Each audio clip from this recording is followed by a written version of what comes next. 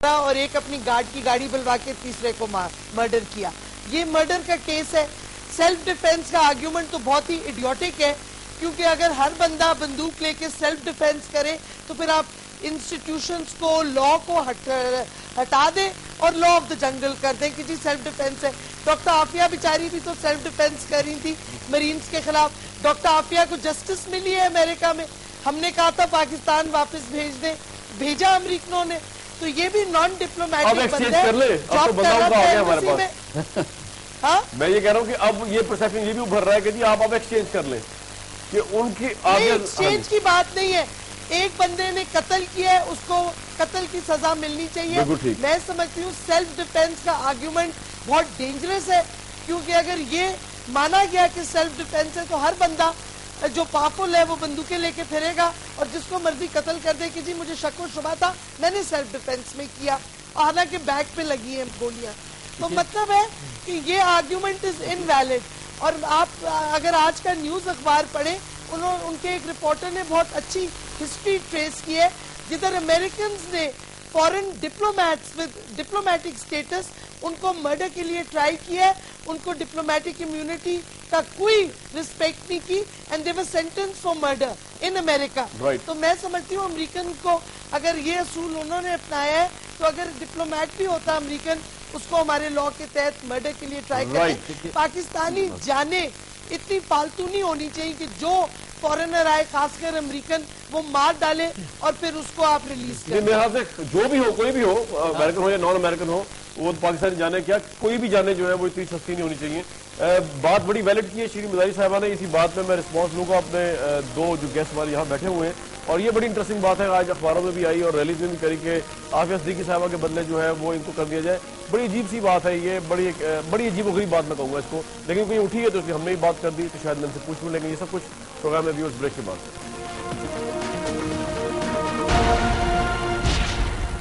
خوش آمدید کہتے ہیں. جو ہمارے شوز ہوتے ہیں ان کا ایک یہ مسئلہ بھی ہوتا ہے میڈیا کا کہ وہ پاپولر سٹینس کو جو ہے وہ بہت کم ایسا ہوتا ہے کہ اس کو لیفٹ پہ جا کے اسٹرائک کیا جائے, سیک اسٹرائک کیا جائے. تو اس لیے پاپولر سٹینس جو ہوتا ہے وہ اس کو بھی دیکھنا پڑتا ہے, اور عوام کی میجورٹی جو سوچ رہی ہوتی ہے. تو رسول بھائی رئیس صاحب, پاکستان میں امریکہ کی اپنی ریسرچ ہے کہ اتنے اینٹی امریکہ سینٹیمنٹ پائے جاتے ہیں, امریکہ کے خلاف اتنی نفرت پائی, امریکہ کی اپنی ریسرچ ہے یہ. اس کی کیا وجہ, مطلب وہ جنگ کے لیے ادھر آئے ہوئے ہیں یا ان کا دنیا میں جو گلوبل انٹرفیئرنس ہے مسلم کنٹریز میں, یا ایک گلوبل مقام ہے ان کا, چلو آبجیکٹیولی اسپیکنگ, کہ امریکہ ایک آسان ٹارگٹ ہے؟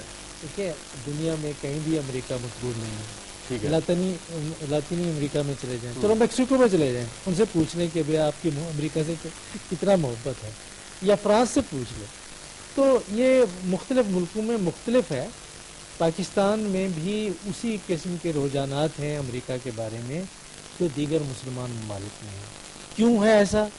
اس میں ایک پاکستان کی تاریخ ہے, اس میں پھر وہ جنگیں ہیں, افغانستان کی جنگ ہے, عراق کی جنگ ہے, ایران کے ساتھ تعلقات ہیں, مشرق وسطیٰ میں, اور خصوصاً جو فلسطینی ریاست کو ختم کر کے ایک اسرائیلی ریاست کا قیام ہے, اس میں امریکہ کا کردار ہے. تو ساری چیزیں پاکستان کا عام آدمی جس کو ہم ان پڑھ کہتے ہیں اس کو سیاسی تعلیم یا سیاسی شعور ہے, اور جو بین الاقوامی ایشوز ہیں جو ہم ایکسپرٹ سمجھتے ہیں, کسی نے ہمیں معلوم ہے, کسی نے کسی لحاظ سے جو پاکستان کا یا دیگر مسلمان ممالک کا عام آدمی ہے اس کو بھی پتہ ہے.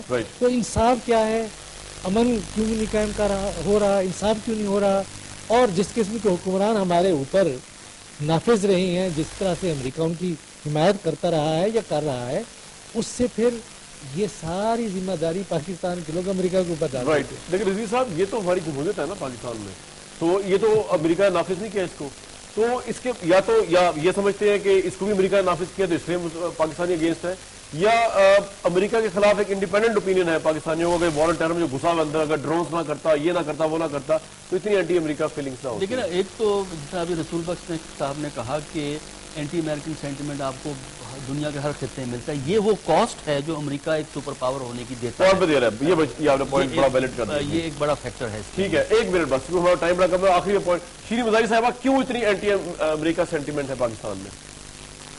کیونکہ امریکہ کی پالیسیز پاکستان کو نقصان پہنچا رہی ہیں. میں تو سمجھتی ہوں ان قریب امریکہ پاکستان کا ایک دشمن ملک بنتا جا رہا ہے. تو یہ کوئی ایموشنل ایشو نہیں ہے, آپ فیکٹس دیکھیں. हमें कॉस्ट ज्यादा है, लेकिन वो स्कॉलरशिप भी दे रहा है, पाकिस्तानी स्टूडेंट्स को एड भी देता है, स्कॉलरशिप भी दे रहा है, कल्चरल प्रोग्राम्स भी कर रहा है, उसके बारे में हम क्या कहते हैं फिर? उसके साथ कॉस्ट भी तो है ना, आपकी मीडिया को भी बहुत पैसे दे रहे हैं, तो देख लेना फिर मीडिया कई प्रोग्राम्स किस तरह प्रोजेक्ट कर रही है, मतलब है एक कॉस्ट होता है ना। आप मेरे में बात कर रही है, जनरल बात हो रही है।